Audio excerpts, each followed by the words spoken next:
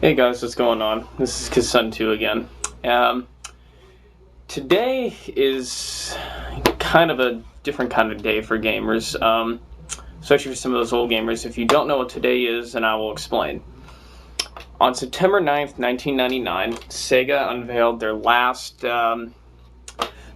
hardware console in the North America, and that was known as the Sega Dreamcast, which I'm holding in my hand right here. And unfortunately, the system didn't make it very far. It was mashed by the competition. The main one being the PlayStation 2 having having like a DVD player and slightly better graphics and everything kind of killed the system off early. But since it's the 10th anniversary, 9909. I thought I would put together a small kind of video, showing how great of a system this really was, I mean, this, I've already done a review, it's not that great, but look, this thing's got a modem and everything in it, This is what really started online gaming, and most people think that's the Xbox, which it isn't.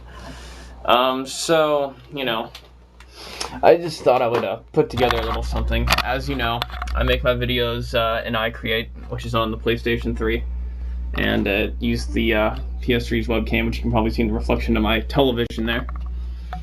So that's how I'll be doing this. I got the monitor down here just to see what I'm recording.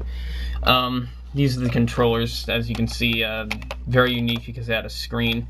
They only had one joystick, which was a big pitfall of the system. But people still managed. The only thing that was really problematic was the first-person shooters. You kind of had to use these face buttons as a second joystick, and that really limited the number of buttons you could really utilize in the game. But this system, really, it was fantastic, and I want to show you some of the games it had to offer, and maybe go through the interface and show you what people had to play in 1999 here in the North American market. Alright, well, I got my Dreamcast ready to go here. I got the power cable hooked up, picture cable hooked up, game in place. So let's close the lid and turn this thing on. 10 years, guys.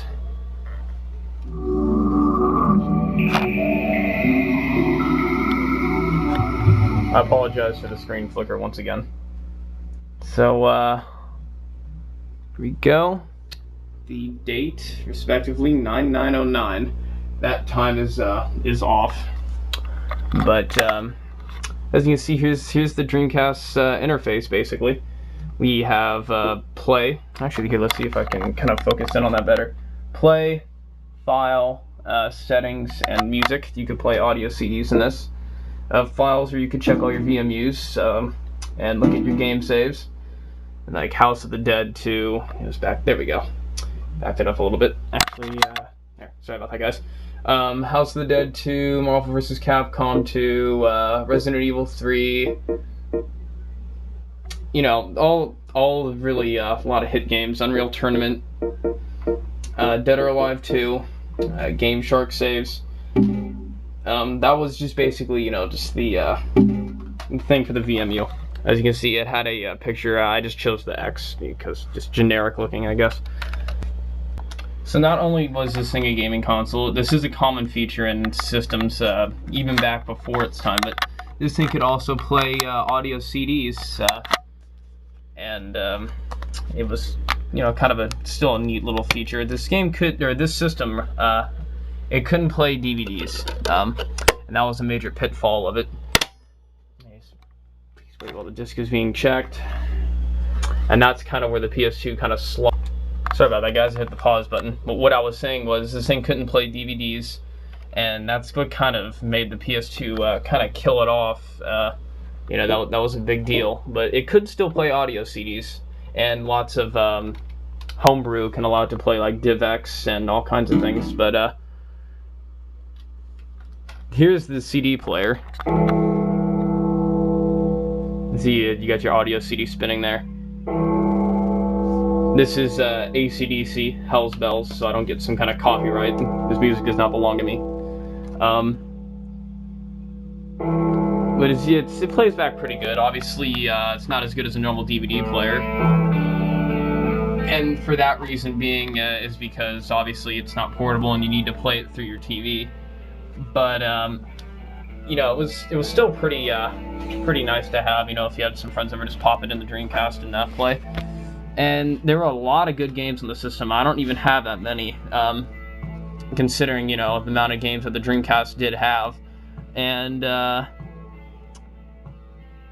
they're all pirated except for that one game that I have, and it's a Japanese title, so it won't play on my system. But here, you know, I have Soul Reaver, Sonic Shuffle, Resident Evil Code Veronica, which is on 2 discs. Soul Calibur, Hydro Thunder, Marvel vs. Capcom 2, Heavy Metal, Resident Evil 3, Rez, Unreal Tournament, Crazy Taxi 2, Seaman, Half-Life, Tokyo Extreme Racing, Daytona USA. You know, the list goes on and on. There are tons of great third-party games and exclusives, which really makes this system shine out over the others. And it's a shame that it had to come to an end, you know. But you know, maybe I can show off some of these games here briefly, each one, before I run out of time, you know. But I just wanted to show you guys, you know, really what's up with this. And so I think I'm actually going to go and show some games off. So let's stop the CD there. Go back. Pull that out. And let's pop in a disc. Resident Evil.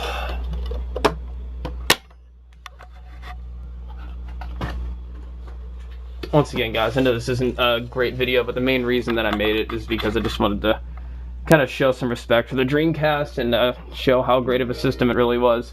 As you can see, all the burnt discs will boot no problem. These are all self-booting discs. And coming soon, I will make a tutorial on how to do this. I know some people say it's not right because the makers don't get what, you know, their payment, but if you think about it, you can't buy these games new in stores anymore, so they're not really going to get paid anyway. There's no real loss.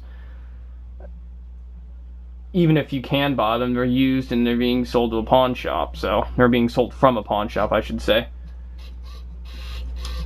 As you can hear, this is a very noisy system, by the way. But that doesn't matter. It doesn't keep it from being a great system.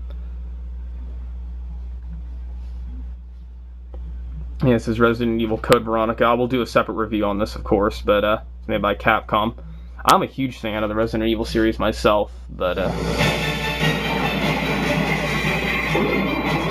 am Alexia.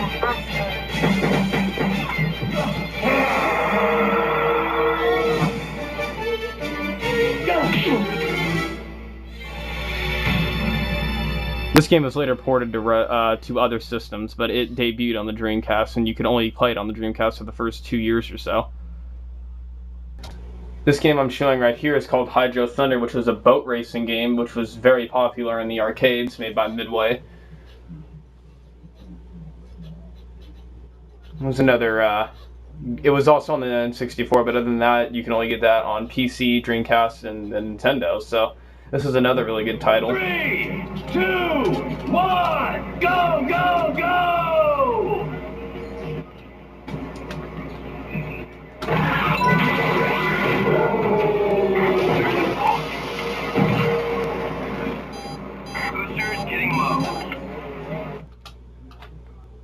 Alright, here's showing some of the Dreamcast's homebrew capabilities. This is the original Metal Gear for the NES.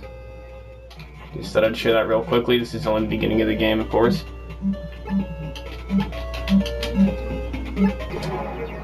Alright guys, this last game I was showing here, I'm actually not really even sure of the objective of it, but it's called Rez, and it's like a rhythm game of some sort. And it's really cool, but I have no idea what to do. All I know is you shoot these flying things around here and collect some kind of points, and there's a lot of techno music in it. But anyway, the point being, I know this video was rough, and I know it wasn't that great, but I'm kind of just uploading it as is. The only difference, the only kind of editing I did at all was just to cut and tape, you know, to switch games and things like that. Other than that, everything is as is. So, I really hope you appreciated this. I just did this for, you know, the 10th anniversary of Dreamcast, and I hope you enjoyed it. So, you know, hopefully you watch some of the videos and watch the rest of the videos to come. So, Until then, happy birthday, Dreamcast. Alright, guys, I'll see you next time.